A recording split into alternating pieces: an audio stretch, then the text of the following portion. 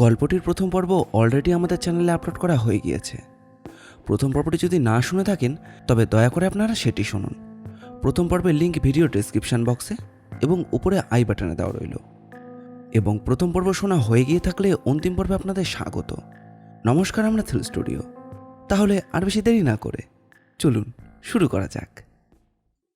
শিশির জনবিরল ঘরে একক এগিয়ে টেবিলটা হস্তগত করে, তারপর প্ল্যানটাও ঠিক বাগিয়ে নিয়েছে।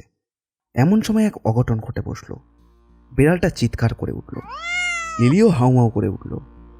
তার কেবল ওই চিৎকার ছাড়া সেই সঙ্গে চতুর্দিকে এমন হাত পা ছুড়ল, তার প্রতিক্রিয়া উঁচু করে খাড়া করা সমস্ত প্যাকিং বাক্স অকস্মাৎ ভূমিকম্পে ভয়ঙ্কর শব্দে একটার পর একটা সবকটা ধূপকাঠি পড়তে শুরু করলো। কেবল মানুষের গন্ধ পাওয়াটাই যথেষ্ট ছিল। তার উপরে মানুষের শব্দ কান যেতেই অন্য ঘরে রাক্ষসদের টনক নড়ল। গ্র্যান্ডমামা নিজেই আর্তনাদ করে উঠলেন, ওই ওই পালালো, প্রাণ নিয়ে পালালো ওই। অমনি সবার পিস্তল থেকে ঝমাঝম গুলি বৃষ্টি হতে শুরু হয়। কিন্তু হলে কি হবে, ততক্ষণে তারা রিভলভারের রেঞ্জের বাইরে। দেখছো কি, বন্দুক নিয়ে এসো, পালালো যে। পিস্তল হাতে ভ্যাবা গঙ্গামের মতো দাঁড়িয়ে দাঁড়িয়ে দেখছো কি সব? বক্রেশ্বরাই চিৎকার করে ওঠেন।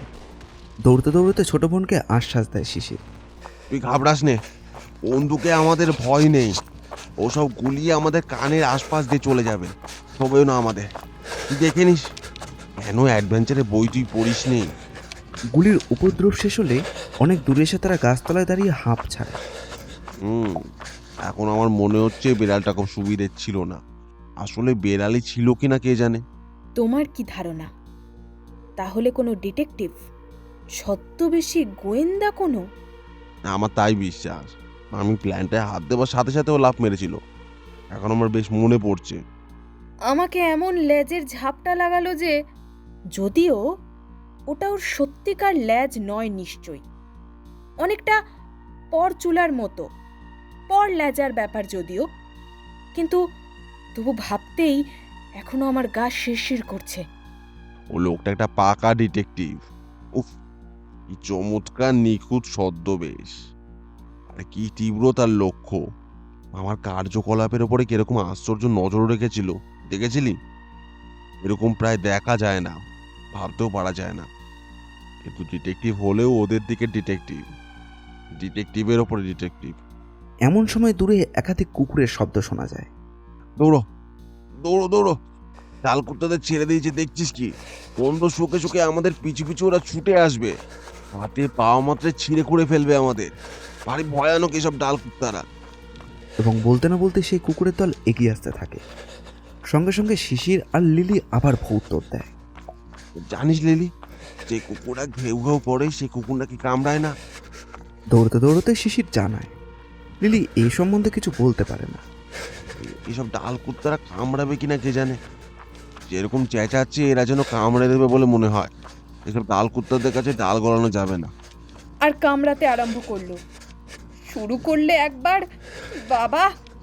উঁচু রোয়াকওয়ালার ছোট্ট একখানি ঘর তাদের জন্য এই পথের ধারে অপেক্ষা করছিল যেন। একখানি ঘর মাত্র, গৃহস্বামী কেউ নেই, হয়তো কোনো কাজে বেরিয়ে থাকবেন। তা যেখানে খুশি যান। তার সঙ্গে সাক্ষাৎ করা শিশিরদের কোনো আবশ্যকতা ছিল না, অন্তত তদন্তে তো ছিলই না। উঁচু রোয়াকটা দেখা মাত্র শিশির লাফিয়ে উঠেছে। এক লাফে আগে নিজে উঠেছে, তারপর লিলিকেও টেনে তুলেছে। বাঁচা গেল এতক্ষণে। ঘরে ঢুকে খিল এঁটে দেওয়া যাক এবারে।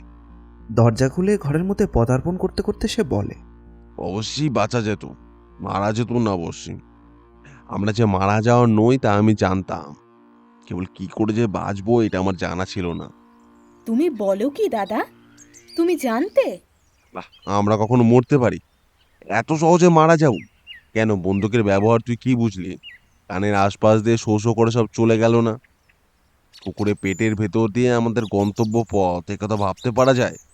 কোনো অ্যাডভেঞ্চারে বইয়ে এরকম পড়েছিস নাকি? বইয়ের বীরবররাও কখনো মারা পড়ে? ও, তাই বলো। কিন্তু এখন আমাদের বেঁচে উঠতে দেরি আছে দাদা। ডাল কুত্তারা এসে পড়ল বলে তুমি ভাবছো দরজায় খিল এঁটে বাজবে? যদি খিল ভেঙে ঢুকে পড়ে? ওরা অতগুলো, আর আমরা দুজন। ওদের সঙ্গে গায়ের জোরে কি আমরা পারবো? এই যে, এই যে ঘরের মধ্যে প্রকাণ্ড একটা আয়না রয়েছে দেখছি। আর আমাদের পায়কে। আয় দুজন মিলে এটাকে ধরাধরি করে দৌড়ের বাইরে রেখে দিয়ে তারপর ভেতর দিয়ে খিল এঁটে দিই। তারপর মজা দেখিস কি মজা। দুজন মিলে সেই লম্বা চওড়া আয়নাটাকে পাঁজাকোলা করে বাইরে এনে ওরা স্থাপিত করে। লম্বা আয়নাটাকে চওড়া করে দেওয়ালে ঠেস দিয়ে রাখে দরজার ঠিক সম্মুখটায়। তারপর ভেতরে ঢুকে খিলেটে দিয়ে রুদ্ধ নিঃশ্বাসে নিঃশব্দে ডালকুত্তাদের আগমনের প্রতীক্ষা করতে থাকে। বেশিক্ষণ অপেক্ষা করতে হয় না, কয়েক মুহূর্ত পরেই তারা এসে পড়ে, হৈ হৈ করে এসে যায়। প্রশ্নপত্র মুখ করেই ওরা রোয়াকের ওপর টকাটক লাফিয়ে উঠল এবং উঠবার মাত্রই ওদের চক্ষু স্থির। ওদের প্রশ্নে এত বড় মৃত্যুবান ওদের ওখানে যে অপেক্ষা করছে সেটা তারা ভাবতেই পারেনি। হ্যাঁ, এ কিরে বাবা! ওদেরই স্বগোত্র আর এক পাল ডালকুত্তা মরা নিয়ে দরজা আগলাতে দেখা যাচ্ছে। ওদের পিলে চমকে ওঠে, জয়ধ্বনিও সেই সঙ্গে থমকে গেল। দেখলি তো, আর সে ঝাউ ঝাউ নেই, একেবারে মিউ মিউ। মিউ মিউ না হলেও ভ্যা ভ্যা ডাক বেরিয়ে গেছে। হুম। ওদের মধ্যে দার্শনিক কেউ থাকলেই এই সময় এদের আসল নকল সমঝে দিয়ে ঠিক পথ বাতলে দিতে পারতো। ঠিক পথ তো আমাদের ঘাড়ের ওপর এসে পড়া। তা সে যাই হোক, দার্শনিকের কাজ হচ্ছে নিজের চোখ চালানো, পরের ঘাড় বাঁচানো নয়। দুই ভাই বোন খড়কুটির ছোট ফাঁক দিয়ে দেখছিল সব। শিশির লিলির কানের গোড়ায় ফিসফিস করে বলল, যেমন কুকুর তেমনই মুগুর। মুগুর? মুগুর কিরে? মুকুর বল। যেমন কুকুর তেমনি মুকুর। মুকুর মানে আয়না, জানিস না? কথাটা মুকুর নাকি? আমি তো জানতাম মুগুর। আরে মুগুরই তো। মুগুর আর মুকুর তো এক। আয়নায় নিজেকে দেখতে মিষ্টি লাগে না? গুড়ের মতো, ঠিক মুগুরের মতো মিষ্টি লাগে না। গুড় আর মুগুর কি আলাদা? ঠিক দাদা। ভারী দুর্লক্ষণ। দেখছিস, মুখ শোকাশুকি করে ওরা একটা বোঝাপড়া আসতে চাইছে। কনফারেন্সে বসে গেছে, দেখছিস না? এধারের জানলা টপকে এই বেলা এখান থেকে পালাই চ। পেছনের জানালাটা আবার বহুদিন অব্যবহারের জন্য এমন জং ধরা যে সেটা সহজে খুলতে চায় না। ছিটকিনি হঠাৎই শিশির কাবু হয়ে পড়ল, কিন্তু হাত ধরে সাথে করলেও অটলকে টলতেই হয়। সামান্য ছিটকিনি আর কতক্ষণ! খানিকক্ষণ পরে সেটা খটাং শব্দে খুলে গেল। প্রথমে শিশির টপকালো, তারপর লিলির পালা। আমার উপরে ঝাঁপিয়ে পড়। পড় না, ভয় কি? আমি তোকে ঠিক ধরবো। লিলি তার দাদার কথায় ভরসা না পেয়ে ধীরে ধীরে নামতে থাকে এবং শিশির তার পা ধরে একটা ছটকা দেয়। এর ফলে লিলি নেমে আসে ঠিকই, কিন্তু তার ফ্রকের কিছুটা অংশ ছিঁড়ে যায়। থাকবে, আমাদের জয় পতাকার মতো উঠতে থাকুক। পরাজয়ের নিশান বলো বরং। পরাজয় কিসের? কেন, আমরা কি অ্যাকর্ডিং টু প্ল্যান পালাচ্ছি না? ঠিক যেমন করে পালানো উচিত পালাতে পারছি নাকি? তা পালাচ্ছি বটে, কুকুরের সামনে শেয়ালের মতো পালাচ্ছি, তাই না? হুম, মোটেও তাও নয়। পালানোটা সিংহের মতোই কাজ। পলায়নের শেষের দিকে লায়ন, লায়নে আর পলায়নে একেবারে জড়াজড়ি। এই বলে উদাহরণস্বরূপই সে আবার দৌড়তে শুরু করে। লিলি আর প্রতিবাদ করতে পারে না, তাকে দাদার পিছু নিতে হয়। বন্দুকগুলো তো মানুষের মতো ছিল, এই ডালকুত্তারা মোটেও তা নয়। হুম। গুলিগুলিও ভদ্রলোক, ওদের কর্তব্য ওরা করেছে। ওদের আর কাজ কি? কানের আশপাশ দিয়ে শো শো করে বেরিয়ে যাওয়া। তা ওরা চোচো করে বেরিয়ে গেছে, স্পর্শও করেনি আমাদের। আমরা আমাদের কর্তব্য করেছি। ওরাও যেমন আমাদের গায়ে হাত দেয়নি, আমরাও তেমনই বন্দুকের সামনে অম্লান বদনে বুক পেতে দিয়েছি। কত বা পিঠ, আমরা তার কি কোনো অন্যথা করেছি? লিলি জবাব দিতে পারে না। শিশির যেমন পা মুখ একসাথে খড়তরা বেগে চালাতে পারে, ওর পক্ষে সেটা অসাধ্য। পায়ের সঙ্গে ও শুধু কানই চলে, পা আর কান পাল্লা দিয়ে একসঙ্গে চালানো যায়। গুলির সামনে বুক পাততে আর কি, কি এমন? কান পাতলেই হয়। শোষো করে চলে যাবে তখন কেবল শোনা, ভয়ের কিছু নেই। কিন্তু এই ডাল কুত্তারা বাবা, একবার এরা হাতে পেলে আর রক্ষে আছে, সঙ্গে সঙ্গে দাঁত বসাবে, সঙ্গে সঙ্গে নির্ঘাত। শিশির গিয়ে তার মামার হাতে প্ল্যানটা ছাড়লো। এই নাও। মামা বিস্মিত হয়ে উঠলেন, আর পর মুহূর্তেই তার আনন্দের অভিব্যক্তি দেখা দিল। কিন্তু মনোভাবের আভাসটা ভাষায় প্রকাশ করবার জন্য এক মুহূর্তও নষ্ট না করে একটুও না দাঁড়িয়ে প্ল্যানটা পাওয়া মতোই বিদ্যুৎ গতিতে তিনি অন্তর্হিত হলেন। যেমন তড়িৎ বেগে তিনি গেলেন, খানিক পরে তার চেয়েও, এমনকি ততোধিক তড়িৎ বেগেই তিনি ফিরে এলেন। কিচ্ছু নেই, কিচ্ছু নেই। মেঘলা মুখমণ্ডল থেকে যেন নিঃশ্বাসের ঝড় বয়ে গেল। কিছু নেই? সে কি মামা? লিলিরও খুব তাক লেগে যায়। না, সব সেই হতভাগা মামাটা নিয়ে সটকেছে। এর আগেই শটকান দিয়েছে সেই কাল নিয়ে অপয়াটা। তা কি করে হবে? এর মধ্যেই নিয়ে পালাবে কেমন করে? আমি তো গ্র্যান্ড মামাকে কাল রাত্রে কিছু নিতে দেইনি, চুইংগাম চালিয়ে তো তাকে ভাগালুম। দাও তো, দাও তো দেখি প্ল্যানটা আমায়, দেখি আমি চেষ্টা করে খুঁজে পেতে দেখা যাক একবার।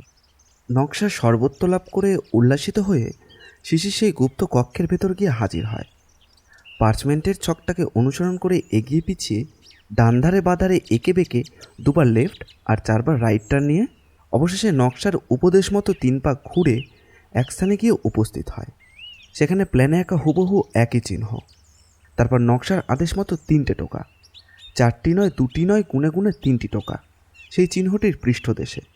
আর 3টে টোকার পরেই ঠিক যেমনটি শিশিরের আশঙ্কা ছিল, চৌকিতের মধ্যে কি থেকে কি উন্মুক্ত আধারে চকচকে কত কি বেরিয়ে পড়ল, হাঁসের ডিমের মতো, কিন্তু আকারে হয়তো বৃহত্তম, তেমনি সাদা তেমনি সুচারু, থরে ভিতরে সাজানো কতকগুলো, কি ওগুলো? হিরে না জহরত, মণি না মাণিক্য, মুক্ত না গজমতি, চুনি পান্না প্রবাল, কি ওরা? রত্নতত্ত্বে শিশির খুব একটা ওয়াকিবহাল ছিল না। এক একটি করে গুনে গুনে শিশির দেখল 13টি। 7 রাজার ধন 1 মানিক, একটি মাত্র মানিকে 7-7টি রাজ্য কেনা যায়। এহন 1 রাম মাণিক্য দিয়ে কটা সাম্রাজ্য কেনা যায় তা কে জানে। বিস্ময় বিমির হয়ে এইসব কথাই শিশির ভাবছে, এমন সময় পেছন থেকে হেরে একটি গলার আওয়াজ এলো। হাত তোলো। কেন হাত তুলবো? কি হয়েছে? হাত তুলবে কেন বলছো? বেশ, আমার হাতে এটা কি দেখছো না? দেখেছি, পিস্তল। হ্যাঁ, গুলি ভরা ছনালা দেখছো তো? এরকম একখানা দেখলে লক্ষ্মী ছেলের মতো হাত তুলতে হয়। গুলি করে দেবো, তা না হলে তা বলে রাখছি। হাত না তুললেই গুলি করার নিয়ম। অগত্যা শিশিরকে অনিচ্ছা সত্ত্বেও নিয়ম রক্ষা করতেই হয়। যে বিয়েতে যে মন্ত্র, যে কাজের যা দস্তুর। তুমিও যদি এমনই একখানা রিভলভার নিয়ে পেছন থেকে আসতে আর আমি তোমার অবস্থায় পড়তুম, আমিও হাত তুলে ফেলতুম বলতে না বলতেই। আমার রিভলভার কই? নেই তো, সেই জন্যই তো আমি সুবিধে করে নিচ্ছি। এসব কাজে এগোতে হলে রিভলভার নিয়ে এগোতে হয়, তাও জানো না? এ কি, দাঁড়িয়ে রইলে যে? পেছনে হটছে না কেন? পিছিয়ে যাও, পিছনে হটে পিস্তলের রেঞ্জের মধ্যে এসো, যাতে দরকার হলে তোমাকে আমি গুলি করতে পারি। নাকের ওপরে নল রেখে গুলি করা যায় না, তাতে পিস্তলের অপমান হয়। শিশির তথাপি নড়ে না। ছি ছি, ছবির মতন অমন দাঁড়িয়ে থেকো না, দোহাই তোমার। আমার কাজের বাধা হচ্ছে। অমন করলে গুলি না দেখে তা এর ডাট দিয়ে এক ঘা সাটিয়ে দেবো। নাক ফেটে রক্ত পড়লে আমার তখন দোষ নেই। পিছিয়ে যাও, ভালো কথাই বলছি। এবার শিশিরকে কয়েকবার পেছোতে হয়। বক্রেশ্বর রত্নডিম্বগুলো নিরীক্ষণ করে, কৌতূহলে পর্যবেক্ষণ করেন সব।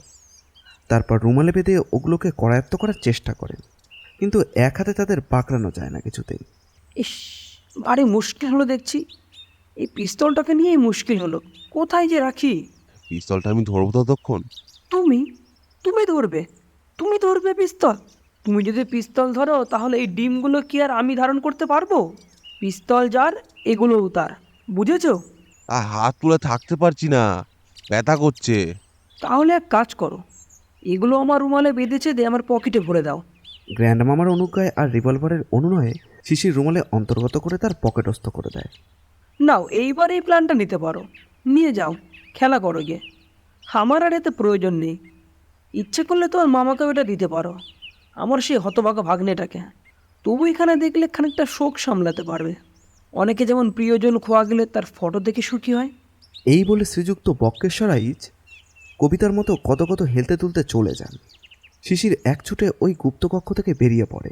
মামা বক্রেশ্বর বড়ুয়া পেছন থেকে হাঁক ছাড়েন। কিরে, কিছু পেলি নাকি? শিশির পৌঁছে যায় ওই বক্রেশ্বর আইচের আস্তানায়। সেখানে তারা প্ল্যান করে যে বক্রেশ্বর আইচ এখান থেকে চলে যাবে ব্যাঙ্গালোর, আর বাকি সদস্যরা চলে যাবে অন্য কোথাও। বক্রেশ্বর আইচ বলেন, ফল ধরনের লক্ষণ করে আর কতক্ষণ দাঁড়িয়ে থাকবে? হাতের সুখ তো যথেষ্ট হলো, এখন দাও ওগুলো। হ্যাঁ, তাকেই ডেকে আনা হয়েছে এমনটা বলা হচ্ছে না? শিশিরের কেমন যেন একটু সন্দেহ জাগে, কিন্তু সে যে ওখানে ঘনীভূত হয়ে আছে এটা তো গ্র্যান্ড মামার জানার কথা না। কানের ভ্রম কিনা কে জানে। সন্দেহ দূর হতে আর দেরি হয় না। ঠক করে পিস্তলের বাটটা তার মাথায় এসে ঠোকর লাগে। ইস, তুমি তো বড় বেকুব দেখছি, হে ভারী বোকা তো। শিশির শুধু বলে, ইস, তোমার আগমন বার্তা কি করে টের পেলুম ভেবে তোমার তাক লাগছে, তাই না? ঠিক নিউটনের নিয়মে মধ্যাকর্ষণের জোরেই জানতে পারলুম। রুমালটা বাক্সগুলোর ওধারে চালান করার সময়ই সব জানতে পারলুম। মালগুলো নিঃশব্দ চালচলনে সমস্ত পরিষ্কার হয়েছে। ওদের নিঃশব্দে গিয়ে পড়বার কথা তো নয়। মধ্যাকর্ষণের জোরে মাটিতে গিয়ে পড়বে আর সশব্দে গিয়ে পড়বে। তাল পরে ঢিপ করে, জানো তো? ঢিপ করে তাল পরে তাও বলা যায়, কিন্তু পরে আর আওয়াজ ছাড়ে নিউটনের নিয়মেই। কিন্তু আমার তাল ঢিপ করে না করতেই কে যে ওখানে কোন তালে রয়েছে আমার বুঝতে দেরি হয়নি। জিনিসটা যেন আশ্চর্যভাবে আলগোছ থেকে গেল ত্রিশঙ্কুর মতো ত্রিশূন্যে। ভারী জিনিসে এরকম ভূতের ব্যবহার ভালো নয় তো। তারপরে এধারে ওধারে তাকাতে গাছের আড়াটে সাইকেলটা নজরে পড়ল। ব্যাস, তোমার কায়দা কানুন জানতে আর বাকি রইল না। কেমন, এখন তো বুঝতে পারছো? এখন তুমি বন্দি আমার, বুঝেছো তো? সুর করে লক্ষ্মী ছেলের মতো আসবে। না না, নইলে দেখছো তো পিস্তলের এই বাট দেখছো? তোমার মাথায় এটা ভাঙতে হলে বিস্তর ক্ষতি হবে আমার। ও পিস্তল তো আর এখানে সারানো যাবে না। এখন শিশির সবটুকুই বুঝতে পারে। শিশির বক্রেশ্বরের পেছন পেছন যায়, ছায়ের মতো অনুসরণ করে দোতলায় গিয়ে ওঠে। এই ঘরে তুমি বন্দি, বুঝেছো ভাইয়া? বন্দিশালার পক্ষে ঘরখানিক তেমন খারাপ নয়, দেখে শুনে কিরকম বুঝছো? শিশির ঘুরে ফিরে ঘরখানাকে লক্ষ্য করে। তাকিয়ে দেখছো কি? তেমন অসুবিধাজনক ঘর নয়, পালাবার পক্ষে প্রশস্তই। চম্পট দেবার সুবিধা করা তোমার পক্ষে খুব কঠিন হবে না, চেষ্টা করে দেখতে পারো। গ্র্যান্ডমামার ঠিক তার এই মনের কথাটা যে আন্দাজ করতে পেরেছেন, তার কথার ধাঁচে সেই আজ পেয়ে শিশির লজ্জিত হয়ে পড়ে। পালানো আর এমন কঠিন কি? এই জানলায় শক্ত করে একটা দড়ি বাঁধবে, বেঁধে লটকে পড়বে, ব্যাস। তা বলে ভুল করে নিজের গলায় যেন বেঁধে বসো না, তাই বেঁধে লটকো না যেন। সেটা কিন্তু ভারী খারাপ হবে, আগেই বলে রাখছি। খারাপ একদিন তোমার বরাতে আছে। নিজ্ঞাত ফাঁসি রয়েছে তোমার অদৃষ্টে। ও তাই তো, দড়ি কই? দড়ি তো নেই এ ঘরে, দড়ি একটা চাই যে। এই বলে বক্রেশ্বর আইচ তাকে দাঁড় করিয়ে অন্য ঘরের খোঁজে যান। খোঁজাখুঁজি করে ফিরে আসতে তার একটু দেরি হয়। এর মধ্যে পালাবার চেষ্টা করনি যে, তাই ভালো। খোলা দরজা দিয়ে সোজা পিঠ টান দেওয়া একদম বন্দিদশার দস্তুর নয়। যা দস্তুর, যেভাবে পালানোর নিয়ম, যাদৃশ পলায়ন বন্দীদের পক্ষে গৌরবজনক আর পরকাষ্ঠা হচ্ছে এই। কি করে আমি পালাবো সে তোমায় বলতে হবে না, আর কষ্ট করে বলে দিতে হবে না তোমায়। না না, আমি বলবো কেন? আমি বলবার কে? এসব তো প্রতিপত্র বিস্তারিত করে সব বলাই আছে, নেই বলা? আছে কি না আছে আমি বুঝবো। দড়িটা শক্ত করে জানলার করে বেঁধে দিয়ে যায়। কি জানি বাঁধনের দোষে যদি দড়ি সমেত ঝুলতে গিয়ে ঝুলে পড়ে হাত পা ভেঙে ফেলো। হাত পা ভাঙলে তো হয়েছে, একটা পিস্তল সারানোই আমার পক্ষে কঠিন, আর তার উপর তোমাকে সারাতে গেলেই গেছি। জানালার পাল্লায় তিনি দড়িটা মজবুত করে বেঁধে দেন। কি করে পালাতে হয় আমি জানি। জানবে বই কি, কার ভাগ্নের ভাগ্নে সেটা তো বুঝতে হবে। সত্যিই যদি বেমালুম পালাতে পারো তাহলে সেটা তো খুব সুখের কথাই। তাহলে তেমন বাহাদুর ছেলেকে এক আধটা দামি রত্ন উপঢৌকন দিতে আমার দ্বিধা নেই। এই দেখো, এই দুটো রত্ন ডিম্ব এখানে রইল, সযত্নে রেখে দিয়ে গেলুম। একটা তোমার আর একটা তোমার বোনের। পালিয়ে যাওয়ার সময় নিয়ে যেতে ভুলো না যেন। আমার মামার জন্য একটা দাও। সেই আদেগলা ভাগ্নেটার জন্য অপদার্থটাকে কিছু দিতে ইচ্ছা করে না, তবে তুমি বলছো তার জন্য একটা থাকলো, তিনটে গেল। যাক, 10টাই আমার পক্ষে যথেষ্ট। একেশ্বর হয়ে আমরা খুশি। বেশ ভালো কথাই। এইবার আমি বাইরে থেকে দরজায় তালা চাপে মেরে চলে যাই। আর আজ গড়িগে বাজারে গিয়ে কেনাকাটা সারতে হবে, অনেক কাজ। পরশুই এখান থেকে পৃষ্ঠ প্রদর্শন করছি তো। হ্যাঁ, একটা কথা ভুলে গেছি বলতে, আসল কথাই বলতে ভুলেছি। কিছু বলার দরকার নেই, আমি সব জানি। সেই ডালকত্তাগুলোর কথা মনে আছে কি? তোমাদের যারা কালকে তাড়া করে গেছিল, বেচারাদের বেজায় শাস্তি হয়েছে। তাড়া করবার জন্য নয়, তাড়া করে তোমাদের ধরে আনতে পারেনি, সেই কারণেই কাল থেকে ওদের খাওয়া দাওয়া বন্ধ হয়ে গেছে। উচিত শাস্তি দিয়েছেন। হ্যাঁ, আর তারা রয়েছে এই জানলার নিচটাতেই, ঠিক ঠিক যেখানে এই দড়িটা গিয়ে শেষ হয়েছে সেইখানে। কাল থেকে কিচ্ছুটে খায়নি বেচারিরা। যদিও নিতান্ত অনাহারি কাজ, তবু তোমাকে যদি ব্রেকফাস্ট করতে পাই, যদি তুমি করতে দাও, নাকি তোমার তাতে খুব আপত্তি আছে? তোমার টেস্ট তেমন সুবিধার হবে না। শিশির রুদ্ধ ঘরে খানিকক্ষণ ক্ষুব্ধ হয়ে থাকে। ক্ষোভ হওয়ারই কথা। আতিপাতি করে চারিধারে তাকিয়ে ঘরের কোণে ছোট্ট একটি কুলুঙ্গিতে হিমানির শিশির মতো কিছু একটা তার চোখে পড়ল। হাতি নিয়ে দেখে হিমানির শিশিই বটে, কিন্তু হিমানি নেই। থাকলেও এ সময় নিজের মুখে চুনকাম করার তার উৎসাহ হতো কিনা সন্দেহ। বরঞ্চ তার ভেতর পাওয়া গেল নস্যি। তার মাথায় একটি বুদ্ধি এলো। পকেট থেকে রুমাল বার করে পরিষ্কার করে ভালো করে এপিঠে ওপিঠে নস্যি মাখিয়ে জানালা দিয়ে ডালকুত্তাদের সম্মুখে ফেলে দিল শিশির। একেই ডালকুত্তারা গন্ধব শ্রেণীর, তার উপর গতকাল থেকে ভুভুক্ষ। রুমাল পতনের সাথে সাথেই ওদের একজন এসে শুকে গেছে, আর যেই না শোকা অমনি তাদেরকে অকথ্য না বলে উপায় নেই। কুকুরের হাঁচি মানুষের ভাষায় ব্যক্ত করা যায় না, তার বর্ণনার কোনো ভাষা নেই। দেখতে দেখতে পরমাশ্চর্য শুরু হয়ে গেল। তাদের হাঁচাহাঁচির ভেতর দিয়ে সহজ সাবধানে শিশির বেরিয়ে যায়। সেখান থেকে শিশির এক ছুটে একেবারে মাতুল সমীপে। এই নাও মামা, তোমার হারানো ধন গ্র্যান্ড মামার কবল থেকে আমি উদ্ধার করে এনেছি। 7 রাজার ঐশ্বর্য 1 মানিক। এই বলে একটা ডিম্বাকৃতি রত্ন মামার কোলের উপর ফেলে দেয়। মামা বিস্ময় হয়ে রত্নটিকে দেখেন, তারপর বলেন, হ্যাঁ, আনতে পারলি তো? তুমি ছেলে তুই সত্যি। এখন নগদ কিছু টাকা দাও আমায়, সাইকেলওয়ালাকে মিটিয়ে দিয়ে আসি। তার ভাড়া করা সাইকেলটা গ্র্যান্ড মামার আস্তানায় খুইয়ে এসছি। মামা কিন্তু সহজে ছাড়েন না। ভাগ্নে আর ভাগ্নের প্রতি স্নেহ দুই তার মাথায় উঠেছে। শিশির এহেন মাতুল ভক্তির পরাকাষ্ঠ প্রতিদান দেওয়া তার বাসনা হয়। না, সামান্য মৌখিক আদরে এই উপকারের ঋণ শোধ হবার নয়, এর সমুচিত প্রতিদান দিতে হইব। ভাগ্নেরা যে আমাকে ভালোবাসতে পারে, এতদূর ভালোবাসতে পারে, আমি তা জানতুম না। লিলিও আমার খুব চমৎকার মেয়ে। বস, এই খাটের ওপরে বস, তোরা ততক্ষণ বস থাক, বেশি দেরি হবে না। আমি এলুম বলে। ভয় খাস নে, ভয়ের কি আছে? তোদের একজনকে রোস্ট করব, আর একজনকে টোস্ট করা যাক, তাই না? কেমন টোস্ট তো ভালোই, তাই না? মামার বাণী শুনে শিশিরের গা শিরশির করে ওঠে। আমাদের জন্য রোস্ট আর টোস্ট আনতে গেল মামা, তাই না? আমার ভাগ্যে যদি টোস্ট পড়ে দাদা, তাহলে কিন্তু ভালো হবে না।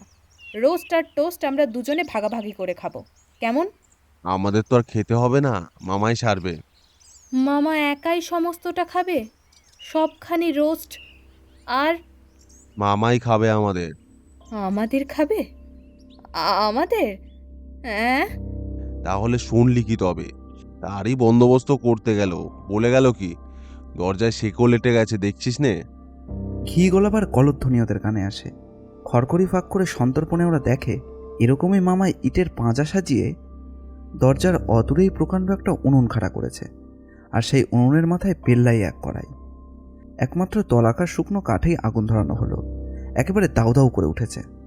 ভয় কি, আমি ঠিক উদ্ধার করব। আমার একার হলে কথা ছিল না, আমি না হয় মামার পেটে চলে যেতাম, আস্তে আস্তেই চলে যেতাম। লোকে পরের জন্য প্রাণ দেয়, মামা তো আর কিছু পর নয়।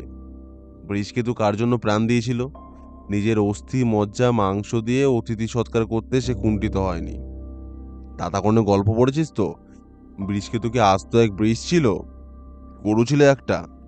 আদেও না, ঠিক কাজই করেছিল সে। দাতাকর্ণ পড়েছি। হ্যাঁ, কর্ণের মতো দাতা নেই। আগে পরের কথায় কান দিলেই তারপরে আর না দিয়ে পার নেই, শেষে নিজ্ঞাত প্রাণটা দিতে হয়। এই জন্যই পরের কথায় কর্ণদান করা নিষেধ। মামার কথা শুনে এ ঘরে না এলে তো আমাদের এই ফাঁদে পড়তে হতো না। যা হবার হয়ে গেছে, সে কথা যাক। আমি তো একা নই, একা হলে মরতে আমার বাধা ছিল না। তুই আছিস যে করেই হোক ছোট বোনটাকে আমার বাঁচাতেই হবে। কি করবে ভেবেছো? দেখি কি করা যায়। মামাকে বলে কয়ে দেখি তোকে ছেড়ে দেয় যদি। আমার এই আধখানা রোস্ট আর আধখানা টোস্ট করে আমার উপর দিয়ে যদি চুকে যায় যদি। না না না, তা হয় না। কেন হয় না শুনি? একটা মামা, একলা মামা কত খাবে? তাহলে আমি বাদ যেতে রাজি নই। ঘি যতই কলকল করে লিলির চোখ ততই ছলছল করে। আমি তোকে এই দুটো দিয়ে দেব। এর একটা তোর, একটা আমার। গ্র্যান্ড মামা দিয়েছে। আমারটাও তোকে দিয়ে দেব। তুই দেশে গিয়ে এই বেচে খুব বড় লোক হয়ে যেতে পারবি। কত চকলেট কিনতে পারবি তার ইয়ত্তা নেই। আর ঘরভর্তি চিনে বাদাম। না না, সে হয় না। তাহলে তো ভারী মুশকিল হলো।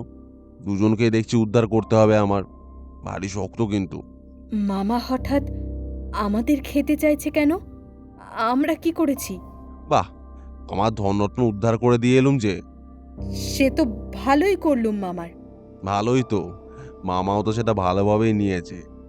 আর তাতেই হলো আমাদের কাল। মামা আমাকে ভালোবেসে ফেললো যে। আমার খাতিরে তোকে আবার ভালোবাসলো কি না। হায় মামা, তোমার মনে শেষে এই ছিল? তুমি যে আমাদের হাড় মাস ভাজা ভাজা করবে তা ভাবতেও পারিনি। আমি তো কই এখনো কাটছে না আমাদের। আজ তো চাপিয়ে দেবে নাকি? আস্তে আস্তেই টের পাবো। কাটুক কি কুটককে আগুনেই চাপা। দরজাটা একবার খুললে হয়। একটা মতলব এটে রেখেছি। কি মতলব? আমার কাছে সেই প্ল্যানখানা রয়েছে কি না আমাকে একটু ধাপ্পা মারতে হবে। আমাকে বলতে হবে যে এই রত্নটি তো কেবল নমুনা মাত্র। এমন আরো বিস্তর সেই গুপ্তকক্ষে লুকোনো আছে। এই প্ল্যান ধরে খুঁজে পেতে বার করতে হবে। এই না শুনলে মামা নিশ্চয় লোভে পড়ে তখনই সে ঘরে গিয়ে খুঁজতে যাবে। আর আমাদের রান্না বান্না আপাতত স্থগিত রেখে চলে যাবে। আমরা সেই ফাঁকে বুঝেছি, কিন্তু মামা ভারী হুঁশিয়ার। এমন তৈরি রোস্ট ফেলে রেখে বেগুনি ফুলুরির ফলার ফেলে। ভোজনের আগে দক্ষিণা পেলে কে না খুশি হয়। মামা তো মামা। দেখিস না কেমন দৌড় মারে। দেখিস তখন। মামার আগমনের প্রত্যাশায় গ্র্যান্ড মামার ফেরত দেওয়া প্ল্যানখানা পকেট থেকে বার করে শিশির। প্ল্যানটার পেছনে অপর দিকে এ আবার কিসের খসড়া? আর একটা নকশার মতো দেখা যাচ্ছে যে। এ আবার কোনো গুপ্তকক্ষের হতিস নাকি? শিশির বিস্মিত হয়ে নতুন নকশাটার উপর চোখ বুলোয়। যে ঘরে তারা বন্দি রয়েছে সেই ঘরটা অনেকটা ছকের মতো। ছকের নির্দেশ অনুযায়ী অনুধাবন করে ঘরটির মধ্যে দৌড়াদৌড়ি করে একটা কোণে গিয়ে হাজির হয় তারা। সেখানে কোণঠাসা হয়ে একটা নির্দিষ্ট স্থানে শিশির ঘা লাগায়। অবাক কাণ্ড! ঘা মারতে জায়গাটা যেন নড়তে থাকে। তারপর আস্তে আস্তে সরতে সরতে অনেকখানি ফাঁক হয়ে যায়। সামনে একটা সুড়ঙ্গের মতো ফাঁক দিয়ে বেরিয়ে পড়ে। সুরকি পথ দেখা যায়। টেবিলের ওপর থেকে মামার টসটা নিয়ে আয় তো লিলি। এই পথটা আবার কোন দিকে গিয়েছে? এটাই হচ্ছে সবথেকে বড় প্রশ্ন। সুড়ঙ্গটা যেমন নোংরা তেমন আবার সন্দেহবাদী। কিন্তু যতই বিশ্রী হোক না কেন, এছাড়া তাদের আর কোনো উপায় নেই। এইভাবে টর্চ হাতে ওরা সুড়ঙ্গ পথে পা বাড়ায়। এই, পা টিপে টিপে হাঁটছিস কেন? তাড়াতাড়ি আয়। চারধার কাঁপছে দেখছিস না? ভূমিকম্প নাকি দাদা? তাহলেই তো হয়েছে। সুড়ঙ্গের মধ্যে ইঁদুর মারা মরতে হবে। সুড়ঙ্গের পেছনের পথ অবরুদ্ধ। তাদের অনুসরণ করে বুঝে আসছে, ক্রমশই বুঝে আসছে। টর্চ ফেলে ওরা দেখতে পায় দিদিকে সাপটে নিয়ে শিশির তাড়াতাড়ি পা চালায়। সুড়ঙ্গের পথে গোটা কয়েক বাঘ ঘুরে নিচের তলে নেমে নালার মতন একটা প্রণালীর ভেতর দিয়ে কুড়ি মেরে ওরা বেরিয়ে আসে। বাইরের আলোতে বেরিয়ে হাঁপ ছাড়ে। এ কি, সত্যিই তো!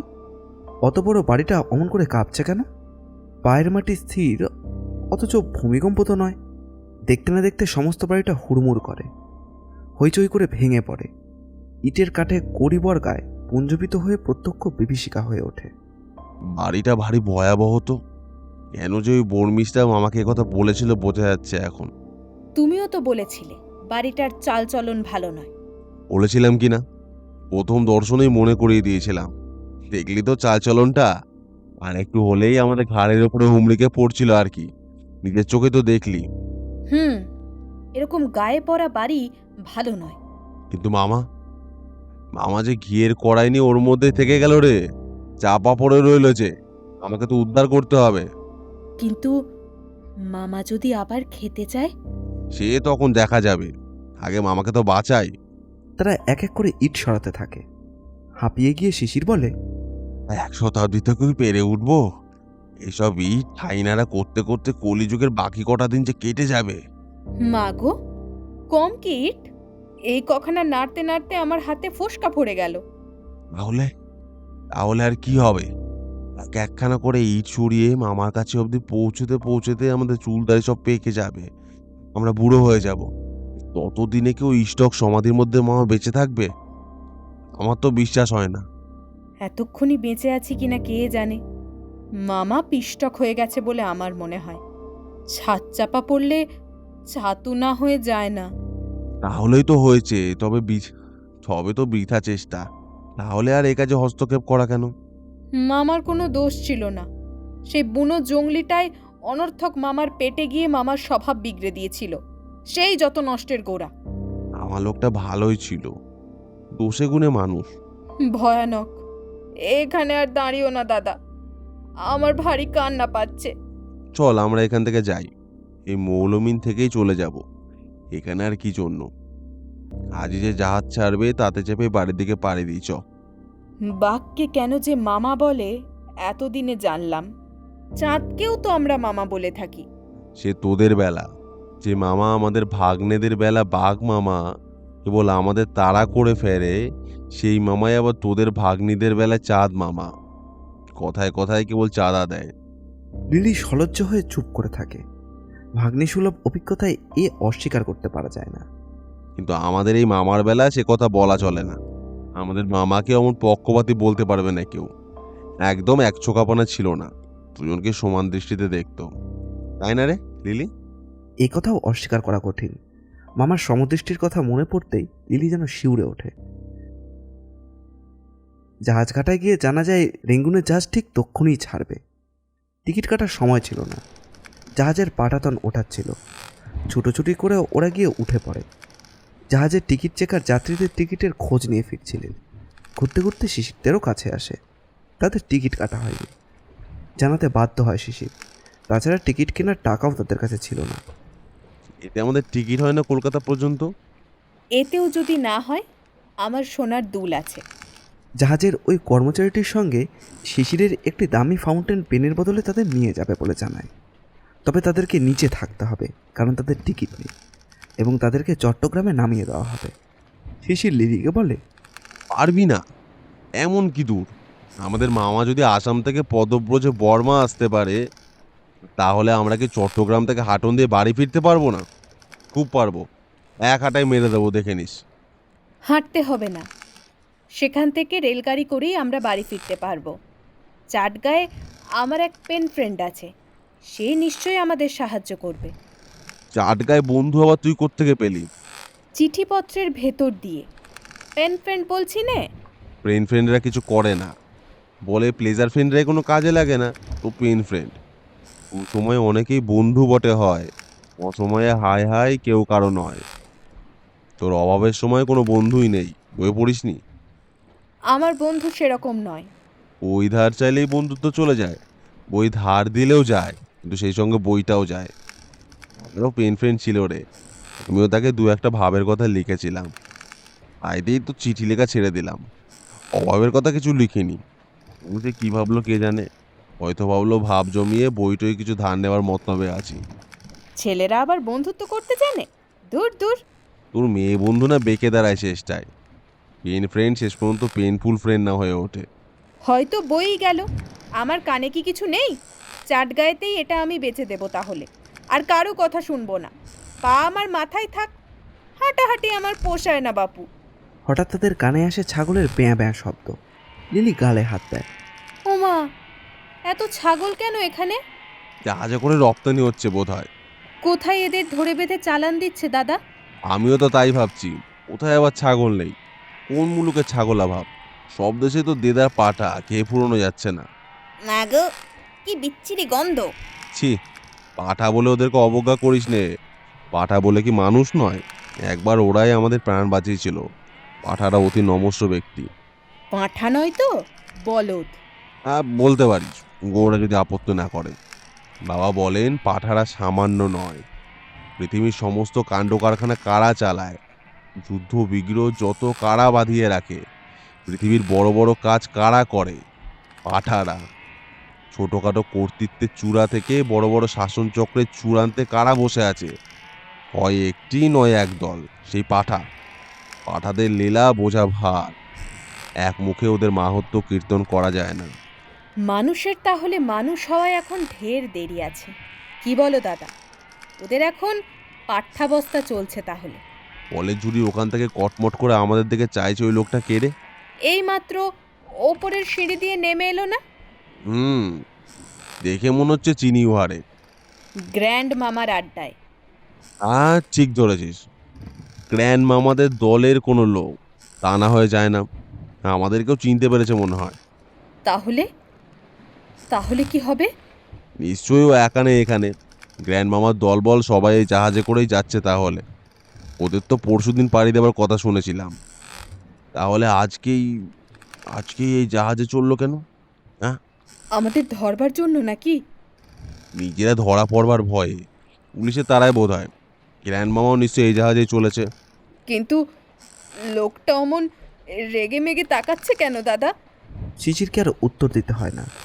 লোকটা নিজেই একটা প্রকাণ্ড ছোড়া হাতে বোধহয় প্রত্যুত্তরের উদ্দেশ্যেই ওদের দিকে এগোতে থাকে। কই কই সেই গুপ্তধন? কোথায় লুকিয়ে রেখেছিস? বের কর। এই তো। হাফ প্যান্টের দুই পকেট থেকে রত্নডিম্ব দুটিকে উদ্ধৃত করে তুলে ধরে শিশির। এই দুটো দুটো কেবল? আর সব কই? আর আর তো সব গ্র্যান্ড মামার কাছে। গ্র্যান্ড মামা? সে আবার কোন চুচো? পুজো কিনে জানি নে, তার নাম বক্কেশ্বর আইচ। ইয়ার কি হচ্ছে? তিনি তো আমাদের দলের সর্দার। তার সঙ্গে কি সম্পর্ক তোদের? মামা দুটো সম্পর্ক, তিনি আমাদের মামার মামা। তিনিই তো এই দুটো আমাদেরকে প্রেজেন্ট দিয়েছেন।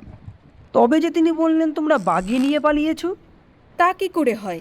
আমাদের গ্র্যান্ড মামা কত বড় আর কি জোয়ান, আর আমার দাদা কত ছোট্ট, কতটুকু। সে কি কখনো তার হাত থেকে কিছু কেড়ে নিতে পারে? তুই যে কি বলিস লিলি, আমি বুঝি বড় হইনি?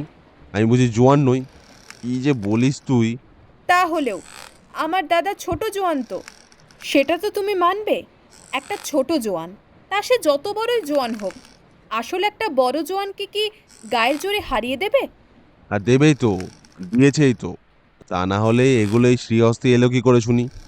আহা, তুমি গ্র্যান্ড মামাকে গিয়েই জিজ্ঞেস করো না বাপু, তিনিই এগুলো দাদাকে প্রেজেন্ট দিয়েছেন কি না। তাহলেই তো ফুরিয়ে যায়। তিনিও এই জাহাজেই প্রেজেন্ট আছেন তো। একটু পরেই গ্র্যান্ড মামা ছুটে আসে। তোমরা করেছো কি? কি সর্বনাশ করেছো বলো দেখি। সর্বনাশ কেন, কি হয়েছে? আপনাকে ছুরি দিয়ে তাড়া করেছে নাকি? আমাকে আমাকে আর তাড়া করতে হইব না। তারা দল বেঁধে তোড়জোড় করে তোমাদের তাড়া করতেই আসছে। তবে তোমাদের কাছে হতাশ হলে হয়তো আমাকেও তাড়া করতে পারে, বলা যায় না। তাহলেই তো মুশকিল। মুশকিল বই কি, তোমাদের কাছে মোটে দুটি রত্ন, আর আমার রত্ন অনেকগুলি। দুটি নিয়ে কি তারা তুষ্ট হইব? তখন শটে মাঠে কী করে বসে বলা যায় না। তোমরা এক কাজ করো, ওধার দিয়ে ওধারেও একটা সিঁড়ি রয়েছে, তাই ধরে গা ঢাকা দিয়ে তোমরা কেবিনে চলে যাও। 10 নম্বর কেবিন, ওপরে বাঁ ধারে। সেখানে তোমরা এই কদিন তোমাদের লুকিয়ে রাখবা। হাজার হোক তোমরা আমার ভাগ্নের ভাগ্নে, যতই বজ্রাত হও, বংশলোপ হতে দিতে পারিনি তো। আমি পালালুম, তারা এসে পড়লো বলে তোমরা ওধার দিয়ে চলে যাও চটপট। শিশির ও লিলি একেবারে সরে আসে জাহাজের রেলিংয়ে। জলে ঝাঁপ দিয়ে পালানোই হচ্ছে তাদের একমাত্র উপায়। নেপোলিয়ন কোর্সিকা থেকে লম্বা এক সাঁতারে ফ্রান্সে গিয়েছিলেন না রে? লিলি চুপ করে থাকে। মৌলমিন থেকে আমরা কতটা এসেছি, ক মাইল বলতো? এখান থেকে রেঙ্গুন সাঁতরে যাওয়া যায় নাকি? গেলে অবশ্য তোকে পিঠে চাপিয়ে নিয়ে যাব, তুই ভাবিস নে। তোকে ফেলে যাবো না নিশ্চয়ই। আমি কি ভালো সাঁতার জানি না নাকি? বলেন গ্র্যান্ড মামাকে সলিল সমাধি থেকে উদ্ধার করেছিল কে? কে শুনি? মতামত প্রকাশের আগেই ডাকাতরা ওদের ঘাড়ে এসে পড়ে। দেখো, তোমরা যদি আর এক পা এগিয়েছ, আমি তাহলে এক্ষুনি, আমার হাতে এ দুটো কি দেখেছো তো, এগুলো এক্ষুনি ছুঁড়ে সমুদ্রের বুকে ফেলে দেবো। 7 রাজার ধন 1 মানিক। 1 নয় 2, জলে ফেলে দেবে? একেবারে জলাঞ্জলি দেবো। তাহলে তোমাদের ধরতে না পারলে আমরা ওগুলো পাবো কি করে, হাতাবো কি করে শুনি? এ কীরকম কথা? তারা আমি কি জানি? আচ্ছা, একটা কাজ করলে হয় না? তার চাইতে তুমি মানিক দুটো আমার হাতে দাও, আমি না হয় তোমাদের দুজনকে তুলে জলে ফেলে দিচ্ছি। তাহলে হয় না? জলে ফেলা নিয়ে কথা তো। ইয়ার কি পেয়েছো? তাহলে কি আমরা অনন্তকাল ধরে একে অপরের মুখোমুখি এইভাবে দাঁড়িয়ে থাকবো? বেশিক্ষণ নয়, এই যতক্ষণ পুলিশ অথবা রেঙ্গুন এই দুটোর একটানে এসে পড়েছে, ততক্ষণ একটু কষ্ট করে দাঁড়াতে হবে বই কি। পুলিশ অথবা রেঙ্গুন, রেঙ্গুনও আসতে পারে, যদিও কোনটা আগে আসবে বলা কঠিন। লোকটি এবার তাকে মারতে গেল বাঁশ দিয়ে, কিন্তু সেই বাঁশটি আর কিছুই নয়, ছাগলদের বেড়ার বাঁশ। এই বাঁশ দিয়ে তোমাদেরকে পেটাবো। কোনো রকমের শিশির ও লিলি মুক্তি পেয়ে তাদের মধ্যে দিয়ে ফাঁক গলে তড়িতে বেরিয়ে গেল। আর সিঁড়িতে উঠে পড় চটপট, ছাগলরা ছাড়া পেয়েছে দেখছিস নে। গিয়ে দাঁড়ালো সিঁড়ির মুখে। মুক্তি পেতেই ছাগলের পাড়ের উৎসাহ আর কে দেখে। ডেকের ওপর দিয়ে ছাগলের তরঙ্গ যেন ছুটে আসতে লাগলো, আর গোড়ায় ধাক্কাতেই বেড়ায় ঠাসান দেওয়া বীরেরা ভেসে গেলেন প্রথমে। লিলি ওধারে সিঁড়ির ওপরে দাঁড়িয়েছে, শিশির এধারে। ছাগলের খরস্রোত চারিদিকে প্লাবিত করে চলল, ফলে ছুরি তছনছ করে প্যাকিংয়ের বাক্স ভেঙে চুরে বস্তাতে দুরবস্থায় ফেলে দিকবিদিক ভাসিয়ে নিয়ে চলল।